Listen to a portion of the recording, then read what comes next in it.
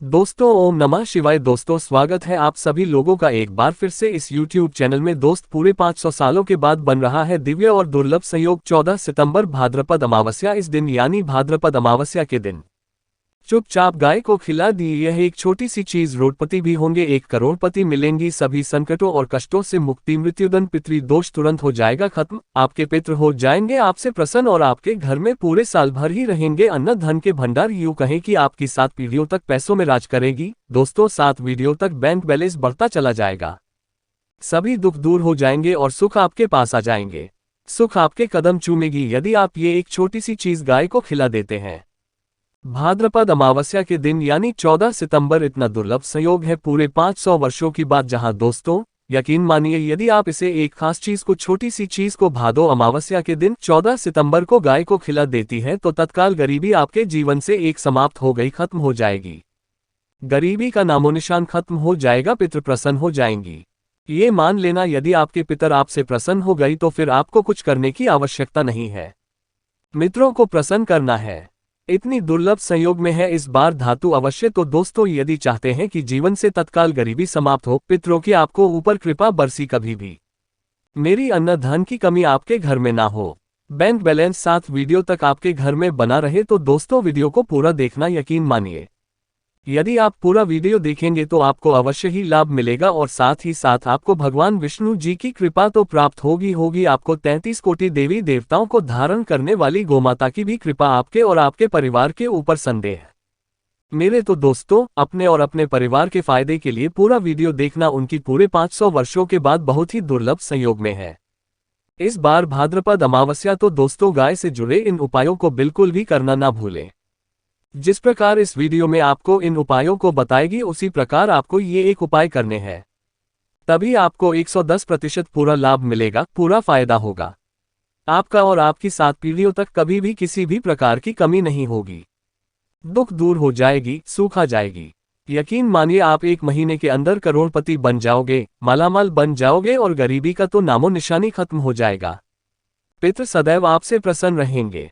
तो दोस्तों पूरा वीडियो देखना। दोस्तों के वीडियो करके शुरू करें। सबसे पहले तो आपसे रिक्वेस्ट करते हैं वीडियो को लाइक कर देना सबसे पहले आप, और सच्चे दिल से कमेंट्स बॉक्स में जय गोमाता जय सिंह एडमिशन अवश्य लिख देना, जिससे आपकी समस्त मनोकामनाएं भगवान विष्णु जी और गोमाता पूर्ण करें। और वीडियो को ज्यादा से ज्यादा शेयर जरूर करना ताकि और लोग भी इस वीडियो में बताए गए उपायों से लाभ प्राप्त कर सके। दोस्त आपको बता दीजिए प्रत्येक माह अमावस्या तिथि आती है और अमावस्या का खास महत्व माना गया फिर, लेकिन भाद्रपद में आने वाली अमावस्या बहुत ही खास और महत्वपूर्ण होती है और इसके कुछ समय बाद ही पितृपक्ष की भी शुरुआत होती है। तो दोस्तों पक्ष शुरू होने से पहले ये बहुत ही खास अमावस्या मानी गई है। पितरों को प्रसन्न करने के लिए याद उसको बाद में आने वाली अमावस्या को बात वात अमावस्या या भादो अमावस्या के नाम से भी जाना जाता है। इस दिन आप पवित्र नदियों में स्नान या फिर दान का खास महत्व होता है और कहते हैं कि इससे पत्थर भी प्रसन्न हो जाती है और आपको वंशवृद्धि का आशीष देते हैं। जिन पर अपने पितरों की कृपा होती है उनके जीवन में हर कार्य सफल होता है और सुख शांति का माहौल उनके घर में बना रहता है। या दोस्तों आपको बताना चाहेंगे अमावस्या के दिन पवित्र नदियों में स्नान करें। इसके बाद व्यक्ति को अपने सामर्थ्य श्रद्धा के अनुसार दान करना चाहिए। अन्न धन वस्त्र जो भी हो दान करें। 14 सितंबर को अमावस्या के दिन आप जो बने दान जरूर करना पितरों के निमित्त, पितरों का नाम लेकर। तो दोस्तों पितृ प्रसन्न हो जाएंगे और आपको वर्ष वृद्धि का आशीष देंगे, तभी किसी प्रकार की कोई कमी आपके घर में नहीं होगी। वैसे तो प्रत्येक माह की अमावस्या बहुत ही खास होती है, लेकिन भाद्रपद अमावस्या का महत्व कुछ अधिक ही माना गया है। कहते हैं कि इस दिन पितरों का तर्पण करने से उनकी आत्मा को शांति मिलती है और ये दिन भगवान विष्णु जी का पूजा करने के लिए विशेष फलदायी माना गया है। तो इस दिन भगवान विष्णु जी की विधि विधान से पूजा अर्चना जरूर करें आप। साथ ही अमावस्या के दिन आपको पीपल के पेड़ की पूजा अवश्य करनी चाहिए। कहते हैं कि इस दिन पीपल की पूजा करने से सभी देवी देवताओं का आशीर्वाद प्राप्त होता है। अमावस्या के दिन यदि किसी पवित्र नदी में स्नान करना संभव न हो तो आप घर पर ही नहाने वाले पानी में गंगाजल की कुछ बूंदें डालकर स्नान करें, लाभ आपको अवश्य मिलेगा, बहुत ही शुभ माना गया है। तो दोस्तों स्नान के बाद पीपल के पेड़ की जड़ में जल जरूर चढ़ाएं और शाम के समय पीपल के पेड़ के पास सरसों के तेल का दीपक जरूर जला दें। ऐसा करने से पितृ प्रसन्न होकर अपना आशीर्वाद आपको दे दी। व्यक्ति के जीवन में कभी किसी प्रकार की कोई कमी नहीं होती, तो ध्यान रखना। अमावस्या की शांत सरसों के तेल का एक दीपक दी पीपल की पेड़ के नीचे चलो जलाया हम लाभ प्राप्त होगा देख लेना तभी किसी भी प्रकार की कमी नहीं होगी। सभी देवी देवताओं की कृपा आपको प्राप्त हो जाएगी। ऐसा प्रभावशाली बन जाता है। पीपल का पेड़ अमावस्या के दिन तो एक सरसों के तेल का दीपक अवश्य जलाए। दोस्त को बात करते हैं कि अमावस्या के दिन गाय से जुड़ी कौन कौन से उपाय आपको करनी चाहिए। जिन उपायों को करने से शाप वीडियो तक बैंक बैलेंस बढ़ता चला जाता है, पितृ प्रसन्न हो जाते हैं और सभी दुख आपके जीवन से समाप्त हो जाते हैं और सुख आपके कदमों में आ जाएंगे, आपके कदम चूमेगी, शुल्क आपके पास आ जाएगी। जीवन में कभी किसी प्रकार की कमी नहीं होगी, तत्काल गरीबी समाप्त हो जाएगी। गाय से जुड़े इन उपायों को हम आपको बताने वाले हैं, ध्यान से चुनना। किस प्रकार आपको उपाय करने हैं और जैसे बताए उसी प्रकार ही करना और ध्यान रखना, पूरा वीडियो ही देखना, तभी आपको इनमें बताए गए उपायों पर लाभ मिलेगा। तो चलिए शुरू करते हैं। गाय से जुड़े कौन कौन से उपाय आपको भाद्रपद अमावस्या के दिन करनी चाहिए, चलिए शुरू कर दे। दोस्तों, सनातन परंपरा में गाय, गंगा और गायत्री का बहुत ज्यादा धार्मिक महत्व है। मान्यता है कि दो माता के शरीर पर 33 कोटि देवी देवताओं का वास होता है।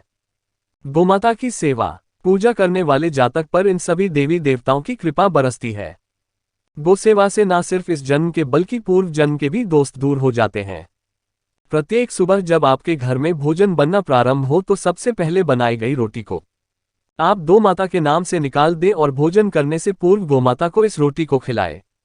यदि संभव हो तो काली गाय को खिलाएं, यदि काली गाय ना मिले तो सफेद गाय को भी आप खिला सकते हैं। प्रत्येक पूजा और मांगलिक कार्य में दो माता या उनसे जुड़ी चीजें जैसे गाय का गोबर, गोमूत्र, गाय का दूध अथवा गाय के दूध से बना घी अवश्य शामिल करें। इससे आपको पुण्य प्रभाव की प्राप्ति होगी। सनातन परंपरा के अनुसार जिस घर में गाय होती है उस घर से जुड़े सभी वास्तु दोष होते ही समाप्त हो जाते हैं। किसी भी पूजा में गाय से प्राप्त पंचगव्य युक्त पदार्थ का उपयोग अवश्य शामिल करें, क्योंकि पंचांग के बिना कोई भी पूजा पाठ और हवन सफल नहीं होता। दोस्तों को कृपा पाने के लिए प्रतिदिन, सप्ताह अथवा महीने में परिवार समेत एक बार 2 साल आ जाने का नियम जरूर बनाएं और वहां गायों को हरा चारा जरूर खिलाएं। इससे आपको शुभ फलों की प्राप्ति होगी और साथ ही साथ गोसेवा और गोपूजा से 9 ग्रह शांत हो जाते हैं और इनसे जुड़े 200 का निदान हो जाता है। गर्मियों में गोमाता को पानी पिलाएं और सर्दी में गोमाता को गुड़ अवश्य खिलाएं। ध्यान रखें कि गर्मियों में गाय को गुड़ ना खिलाएं। अनेक देवी देवताओं को अपने शरीर पर धारण करने वाली गोमाता से जुड़े कई शुभ और अशुभ संकेत भी होते हैं।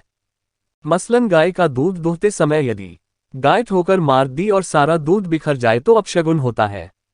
यदि कोई यात्रा पर निकल रहा हो और गाय अपने बछड़े को दूध पिलाती सामने आ जाए तो निश्चित रूप से जिस यात्रा के लिए आप निकले हैं वह यात्रा आपके लिए अवश्य ही सफल होगी और वह काम जिसके लिए आप निकले हैं वह अवश्य ही पूर्ण होगा। यात्रा पर जाते समय बाईं ओर गाय की आवाज आना और रात्रि में गाय की हुंकार करना भी शुरू होता है। दोस्तों, साथ साथ गाय के साथ आप भूलकर भी ये काम ना करें, अन्यथा मिलता है घोर नरक और जीवन भर की परेशानियां। या दोस्तों, गाय को रास्ते पशु बनाए जाने और इन्हें मौलिक अधिकार दिए जाने की बात हो रही है तो सवाल उठता है कि गाय जब भारतीय संस्कृति का अहम हिस्सा है तब भी गाय के साथ लोग खराब व्यवहार कैसे कर लेते हैं।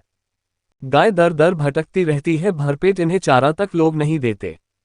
गाय जब तक दूध देती रहती है तो उनकी सेवा होती है और जैसे ही दूध देना बंद कर देती है तो लोग इन्हें उनकी किस्मत पर छोड़ देते हैं, सड़कों पर और गलियों में भटकने के लिए।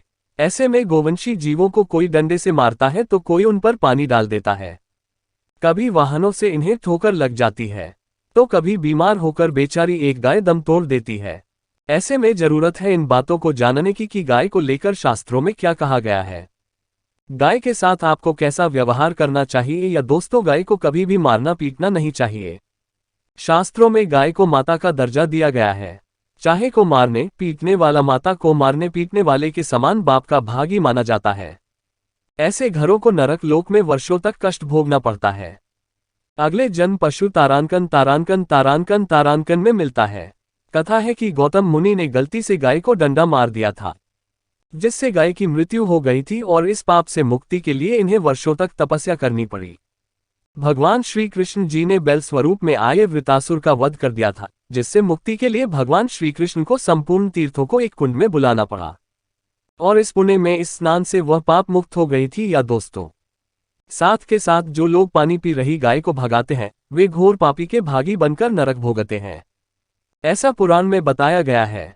जबकि जो लोग गाय के लिए प्याऊ और चार आगरा बनवाते हैं वह महाभाग्यवान होती है। ऐसे लोग घोर पाप से मुक्त होकर स्वर्ग पा जाते हैं और बड़े ही धनवान कुल में जन्म लेकर सुख भोगते हैं। और साथ ही साथ आराम कर रही गाय को कष्ट देकर कभी भी उठाना नहीं चाहिए। कहते हैं कि जिस स्थान पर गाय बैठी है वहां से नकारात्मक ऊर्जा समाप्त हो जाती है। गाय की बैठने की जगह को जो लोग नियमित साफ रखते हैं वे पूर्वजन्म में किए गए जाने अनजाने में पापों से मुक्ति हो जाते हैं और गोलोक में स्थान पाते हैं। गाय को डंडा मारकर उठाना, पानी डालकर उठाने से मनुष्य पाप का भागी बनता है और अगले जन्म में उसे दर दर भटकना पड़ता है। और साथ ही साथ शास्त्रों में बताया गया है कि गाय का दूध उसके बछड़े के लिए होता है। गाय की बछड़े से बचा हुआ दूध ही मनुष्य को लेना चाहिए, लेकिन कुछ लोग एक बार गाय को दोहन लेने के बाद फिर से बछड़े के लिए बचा हुआ दूध भी दूध लेते हैं। ऐसा करना घोर पाप कहा जाता है। ऐसे दूध को दुखाने वाला और ग्रहण करने वाला दोनों ही पाप की भागी बन जाते हैं। दोस्तों, साथ ही साथ शास्त्रों में कहा गया है कि गोवंश यानी गाय और बैल के पीठ पर नहीं बैठना चाहिए। इनकी पीठ पर बैठने से महापाप लगता है। ऐसे लोगों को नरक की यातना भुगतनी पड़ती है। एकमात्र महादेव के अंश के उत्पन्न नंदी ही गोवंशी है, जिस पर स्वयं महादेव और महादेवी सवारी करती है, क्योंकि नंदी ने स्वयं अपनी ई रिक्शा से महादेव की सवारी बनना स्वीकार किया था। और साथ ही साथ शास्त्रों में गाय के दान को बहुत ही महत्व दिया गया है। लेकिन ऐसी गाय का दान कभी नहीं करना चाहिए जो बूढ़ी और बीमार हो। कठोपनिषद में नचिकेता की कथा भी इस संदर्भ में है कि जिस नचिकेता ने पिता द्वारा बूढ़ी गाय को दान करने पर आपत्ति जताई थी। दूध देने वाली और बछड़े सहित जो लोग गाय का दान करते हैं वह महान पुण्य को प्राप्त करके स्वर्ग में स्थान पाते हैं। दूसरों, साथ ही साथ सूर्य, चंद्र, मंगल या शुक्र की युति राहु से हो वो पितृ दोष होता है। ये भी मान्यता है कि सूर्य का संबंध पिता से, मंगल का संबंध रक्त से होने के कारण सूर्य यदि शनि, राहु या केतु के साथ स्थित हो या दृष्टि संबंधी हो तथा मंगल की युति राहु या केतु से हो वो पितृ दोष होता है। इससे 200 से जीवन संघर्ष में बन जाता है। यदि पितृ दोष हो तो गाय को प्रतिदिन या किसी भी एकादशी को या किसी पूर्णिमा के दिन या अमावस्या को रोटी, गुड़, चारा आदि खिलाने से पितृ दोष समाप्त हो जाता है। साथ ही साथ देसी गाय की पीठ पर जो होता है वह बृहस्पति गुरु है। अतः जन्मपत्री में यदि बृहस्पति अपनी नीच राशि मकर में हो या अशुभ स्थिति में हो तो देसी गाय के इस बृहस्पति भाग शिवलिंग रूपी ऊबड़ के दर्शन करने चाहिए तथा चने की दाल रखकर गाय को रोटी भी दें। इससे आपको शुभ फलों की प्राप्ति होगी। और साथ ही साथ यदि आप रास्ते में जा रहे हो और सामने से गोमाता आती हुई दिखाई दी तो गोमाता को आप अपनी दाहिनी ओर से जाने देना चाहिए। आपकी यात्रा अवश्य ही सफल होगी। और साथ ही साथ यह संकेत भी जान ले, यदि आप यात्रा पर जा रहे हैं और सामने आपके गाय पर जाए अथवा अपने बछड़े को दूध पिलाती हुई सामने गाय दिखाई दिया जाए तो समझ जाना कि वह यात्रा आपके लिए अवश्य ही सफल होगी। और साथ ही साथ जिस घर में गाय होती है उसमें वास्तुदोष स्वतः ही समाप्त हो जाता है। और साथ ही साथ आपको बता दें कि गाय को आप जो भी रोटी बनाए प्रतिदिन ताज़ी रोटी ही बनाए। गाय को अगर आपने रोटी बनाई है तो कोशिश करें कि उस रोटी को आप तुरंत ही गाय को दे दें। अगर आप उस रोटी को रख देंगे और उस रोटी को अगले दिन देंगे तो वह रोटी बासी मानी जाएगी। गाय को कभी भी बासी रोटी ना दें, इससे घर में नकारात्मक ऊर्जा वास करती है और जो भी कार्य आपके बनने वाले होंगे वे कार्य भी आपके बिल्कुल भी नहीं बनेंगे। इससे आपके घर में हमेशा दर्द रहता का वास रहेगा और आप जिस भी कार्य को करेंगे उस कार्य में आपको हमेशा असफलता ही हाथ लगेंगी।